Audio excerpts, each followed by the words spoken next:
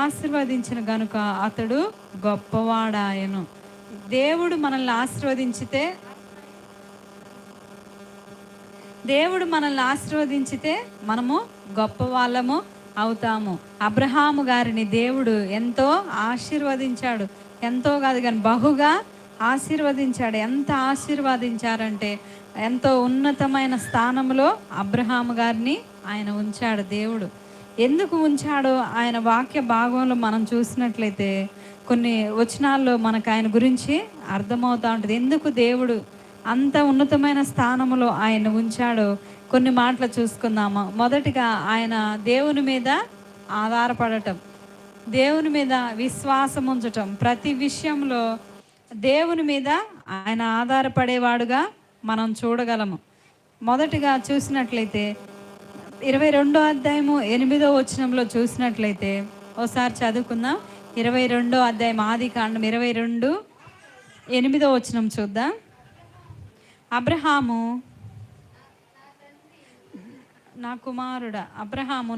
నా కుమారుడా దేవుడే దహన బలికి గొర్రె పిల్లను చూసుకోనని చెప్పాను. ఇక్కడ చూస్తే తన కుమారుడు అడుగుతున్నాడు, తండ్రిని మరి మన ఇద్దరము వెళ్తా ఉన్నాము, మరి కట్టెలు ఉన్నాయి, అన్నీ ఉన్నాయి, కానీ దహన బలిగా గొర్రె పిల్ల ఏది అని తన కుమారుడు అడిగినప్పుడు అతను ఏమంటుండు, దేవుడే చూసుకోను అంటున్నాడు.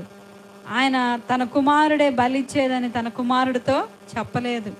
ఆయన విశ్వాసపు మాటలు చూడండి, దేవుడే చూసుకోను అంటున్నాడు.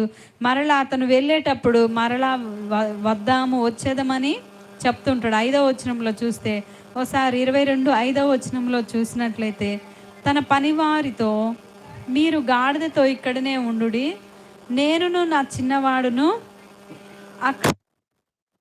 దేవునికి మ్రొక్కి మరలా మీ వద్దకు వచ్చేదమని చెప్పి అక్కడికి ఎందుకు వెళ్తున్నాడంటే ఆయన కుమారుడి బలివ్వడానికి వెళ్తున్నాడు. దేవుడు ఏమన్నాడంటే ఆయనకు ఒక పరీక్ష పెట్టాడు. నేను అబ్రహాము, నీవు పిల్లలు లేరని బాధపడుతున్నప్పుడు నీకు వృద్ధాప్యంలో ఒక కుమారుడిని ఇచ్చాను. అయితే నీ కుమారుడిని చూసుకొని నువ్వు మురిసిపోతున్నావు. నువ్వు ఎక్కువ సమయము నీ కుమారుడితోనే గడుపుతున్నావు. పిల్లలు లేరని ఎన్నో దినాలు నా సన్నిధిలో ఏడ్చావు. పిల్లలు లేరని ఎన్నో సంవత్సరాలు నా సన్నిధిలో కన్నీరు కార్చావు, నా కొరకు ఎదురు చూశారు. అయితే ఇప్పుడు నేను నీ కుమారుడిని ఇస్తే నువ్వేం చేస్తున్నావు? ఎక్కువ సమయము అతనితోనే నువ్వు గడుపుతున్నావు, ఎక్కువగా ఆయన్ని ప్రేమిస్తున్నావు కనుక.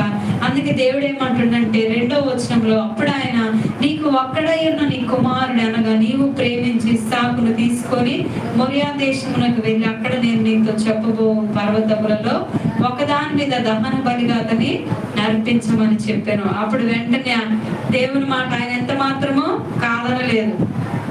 అదే మనమైతే ఏమైనా చిన్న విషయాలు జరిగితే ఎంతో బాధపడతాము. మన కుటుంబంలో ఏమైనా చిన్న విషయాలు, పిల్లలకు అనారోగ్యం వచ్చినా లేకపోతే పెద్దవాళ్ళకి అనారోగ్యం వచ్చినా ఈ శోధనలు ఏంది మేము తట్టుకోలేకపోతున్నామని దేవుని మీద తిరుగుబాటు చేసేవారు అనేక మంది ఉంటారు. అయితే ఇక్కడ చూస్తే అబ్రహాము లేక పుట్టాడు కదయ్యా, నీవే కదా ఇచ్చింది, అయినా మరలా ఏంటి నువ్వు మరలా బలి ఇవ్వమని అడుగుతున్నావని బాధపడలేదు, సనగలేదు, వనగలేదు. వెంటనే ఆయన ఏం చెబుతున్నాడంటే వెంటనే తన కుమారుని తీసుకొని మోరియా దేశానికి వెళ్తా ఉన్నాడు. మోరియా దేశమునకు వెళ్ళి అక్కడ నేను నీతో చెప్పబోవు పర్వతములలో ఒకదాని మీద దహన బలిగా అతను అర్పించమని చెప్పాను. తెల్లవారినప్పుడు అబ్రహాము లేచి తన గాడిదను గంత కట్టి తన పనివారిలో ఇద్దరిని తన కుమారుడు ఇస్సాకును వెంట పెట్టుకుని దహన బలి కొరకు కట్టెలు చీల్చి లేచి దేవుడు తనతో చెప్పిన చోటికి వెళ్ళాను. ఇక్కడ చూస్తే వెళ్తా ఉన్నాడు. ఆ వెళ్ళే క్రమంలో తన కుమారుడు అడుగుతాడనమాట, తండ్రి ఏమేమి ఉన్నాయో అక్కడ చూడండి. 3వ వచనంలో ఏమంటుండంటే తన కుమారుడు ఏమంటున్నాడంటే, తెల్లవారినప్పుడు అబ్రహాము లేచి తన గాడిదకు గంత కట్టి తన పనివారులు ఇద్దరిని తన కుమారుడును ఇస్సాకును వెంట పెట్టుకుని దహన బలి కొరకు కట్టెలు చీల్చి లేచి దేవుడు తనతో చెప్పిన చోటికి వెళ్ళాను. 3వ నాడు అబ్రహాము కన్నులెత్తి దూరము నుండి ఆ చోటు చూచి తన పనివారితో మీరు గాడిదతో ఇక్కడనే ఉండుడి, నేనును ఈ చిన్నవాడును అక్కడికి వెళ్ళి దేవునికి మ్రొక్కి మరలా మీ వద్దకు వచ్చేదమని చెప్పి ఇక్కడ తన కుమారుడు అంటాడు, దహన బలికి కట్టెలు తీసుకొని తన కుమారుడు ఇస్సాకును మీద పెట్టి తన చేతితో